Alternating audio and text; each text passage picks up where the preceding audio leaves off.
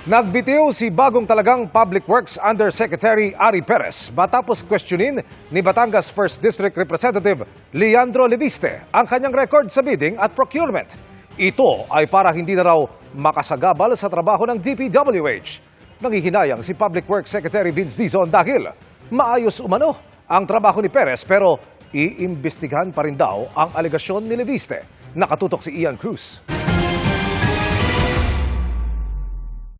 Kanina, pinangalanan ni Batangas 1st District Representative Leandro Leviste ang isang appointee ni Public Works Secretary Vince Dizon sa DPWH na questionably umano. Si Undersecretary Ari Perez ay isa sa mga undersecretaries ng DPWH na narinig ko ay may hindi magandang history sa bidding and procurement. Itinalaga si Ari Perez noong isang buwan bilang DPWH Undersecretary for Convergence Projects and Technical Services. Ang mga bagong appointments, bahagi ng paglilinis sa kagawaran kasunod ng pagkakadiskubre na may mga opisyal ng DPWH na sangkot sa mga anomalyang flood control projects. Pero paglilinaw ni Leviste, hindi raw kasama si Perez sa nauna niyang inilahad na kontraktor o may koneksyon sa kontraktor sa loob ng DPWH. Binanggit niya raw si Perez dahil balak umano ni Dizon na ilagay siya bilang pinuno ng Bids and Awards Committee. At least, sabi ni Secretary Dizon, pangalanan ko ang iilan sa kanyang team at ang ibinigay kong pangalan ay si Undersecretary Ari Perez. Dahil kung may 10 tao na nagbigay sa akin ng impormasyon tungkol sa mga appointees ni Secretary Vince Dizon, ang pinakamarami na nabanggit sa mga 10 ito ay si Undersecretary Ari Perez. Matapos pangalanan ni Leviste, nagbitiw sa tungkulin si Perez ayon kay Secretary Dizon. Ayaw niyang makasagabal at ayaw niyang maging distraction ito dahil alam niya na napakabigat ng kailangan nating gawin at siya ay nag-tender ng irrevocable resignation at ito syempre ay tinanggap ko na.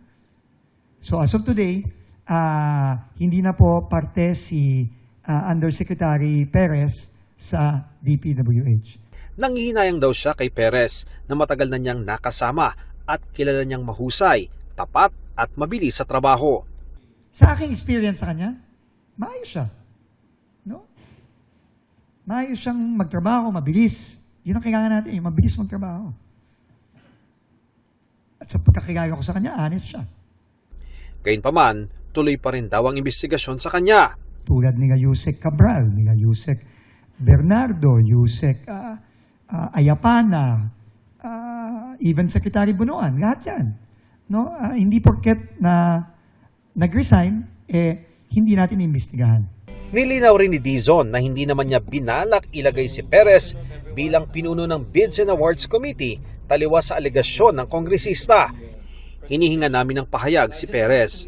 Tungkol naman sa sinabi ni Leviste na may mga tiga-DPWH umano na nakikipag-usap sa mga kontraktor at meron pa umanong hinihingi sa kanila, sabi ni Dizon. Yung pakikipag-usap sa kontraktor, yun ang trabaho ng DPWH, is makipag-usap sa kontraktor. Ang daming kakontrata ng DPWH. Kung opisyal ang sinasabi niya, again, no? Pero ibang usapan kapag nanghihingi sa kontraktor. Yun ang ibang usapan. Sa katapusan ng Nobyembre, marami raw pagbabago ang kanilang i-anunsyo. Ilulunsad na rin daw ang transparency portal para sa DPWH kung saan bawat proyekto makikita na ng publiko. Para sa GMA Integrated News, Ian Cruz, nakatutok 24 oras.